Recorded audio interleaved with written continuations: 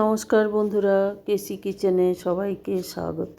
আজ আমি নিয়ে এসেছি পুলি পিঠের একটা রেসিপি। চলো দেখে নিই আমি কিভাবে বানাচ্ছি। দেখো, প্রথমে আমি পুলি পিঠের পুরটা বানিয়ে নেব। সেই জন্য আন্দাজ করে কিছুটা গুড় দিয়েছি।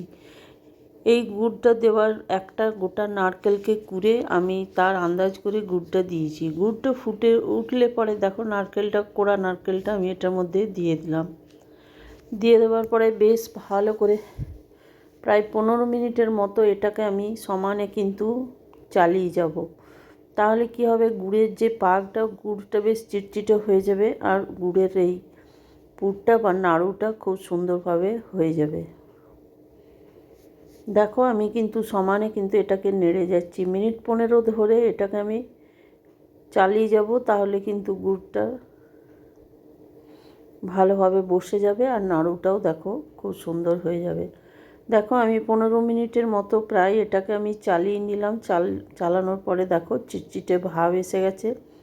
এরপর আমি গ্যাসটা বন্ধ করে দিলাম। গ্যাসটা বন্ধ করে দিয়ে আমি একটা প্লেটের মধ্যে ঢেলে নিয়ে ওই কড়াইটা ধুয়েই দেখো এই কাপের 2 কাপের মতো জল দিলাম। তার সাথে 1 চামচ চিনি দিয়ে 2 কাপের মতো আমি চালের গুঁড়ো দিলাম।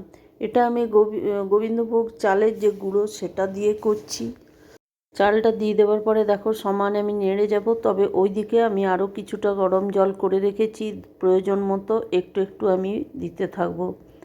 একসাথে কিন্তু বেশি দিয়ে দিলে মাখাটা কিন্তু পাতলা পাতলা হয়ে যাবে আর এটা পুলিগুলো বানাতেও বা গড়তেও খুব অসুবিধা হয়। সেই জন্য আমি খুব কম পরিমাণ করে করে আমি এটার মধ্যে দিয়ে যাব। দেখো, সমানে আমি খুন্তি দিয়ে এটাকে আমি পুরো চালের গুঁড়োটাকে ঠিক আটার মতো করে মেখে নেব। দেখো, এটা আমার হয়ে গেছে। আমি গ্যাসটা বন্ধ করে দিয়ে এবার একটা থালার মধ্যে আমি ঢেলে নিলাম। এটা কিন্তু গরম অবস্থাতেই চালের গুঁড়ো দিয়ে দিয়ে ভালো করে ঠেসে মেখে নিতে হবে, যেমন আমরা আটা মাখি সেই রকমই। দেখো, এটাকে সমানে কিন্তু মেখে যাচ্ছি আমি। তোমরা তো অনেক রকম পুলি পিঠে অনেক রকমভাবে বানিয়ে খাও। একদিন এইভাবে আমার মতো খেয়ে দেখো, খেতে ভীষণ ভালো লাগে। দেখো, মাখা হয়ে গেছে। এবার আমি ছোট ছোট গোলা করে নেব।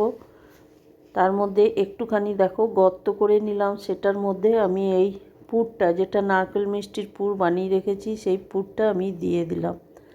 দেখো, আমি 2 রকম ডিজাইন করে বানাবো। দেখো, একরকম বানালাম এইটা, আরেকটা দেখো আমি পুলি পিঠের যেগুলো পুলি লম্বা লম্বা সেরকম বানাবো।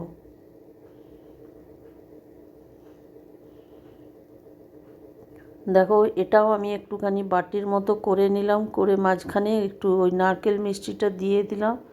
তারপরে দেখো লম্বা করে এটাকে আমি বানিয়ে নিলাম বা গড়ে নিলাম। এইভাবে আমি সমস্ত মিষ্টি এই পুলি পিঠেগুলো আমি সবগুলো বানিয়ে নেব। ওরকম ছোট ছোট গোলা করে নিয়ে দেখো আমি সবগুলো বানিয়ে নিয়ে একটা থালার মধ্যে আমি উঠিয়ে রেখে দিলাম।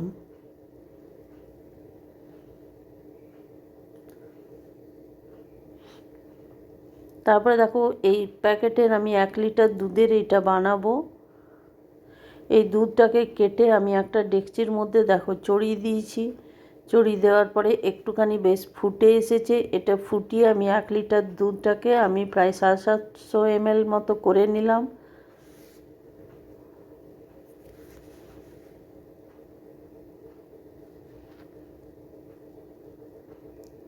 দেখো, দুধটা প্রায় একদম খুব সুন্দর করে ফুটে গেলে কিন্তু দুধটা খুব ভালো হবে পিঠেগুলো। এরপরে দেখো, দুধটা ফুটে 750 ml হয়ে যাওয়ার পরে আমি সমস্ত পিঠেগুলো যেগুলো বানিয়ে রেখেছি সেই পিঠেগুলো আমি এটার মধ্যে দিয়ে দিলাম। সব পিঠেগুলো দিয়ে দেওয়ার পরে বেশ কিছুক্ষণ ধরে মোটামুটি 15 মিনিটের মতো এটাকে ফুটিয়ে নেব। আর একবার করে মাঝে মাঝে কিন্তু এটাকে নেড়ে দিতে হবে, তা নাহলে এটা চালের এটা তলাতে ধরে যাবার একটু ভয় থাকে।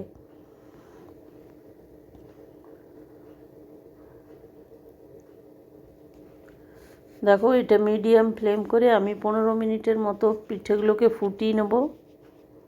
আর দেখো, যত ফুটবে তত পিঠেগুলো যখন উপর দিকে ভেসে যাবে তখনই জানবে পিঠেগুলো সেদ্ধ হয়ে গেছে। আর ততটাই নরম হয় পিঠেগুলো যখনই উপর দিকে উঠে আসবে পিঠেগুলো।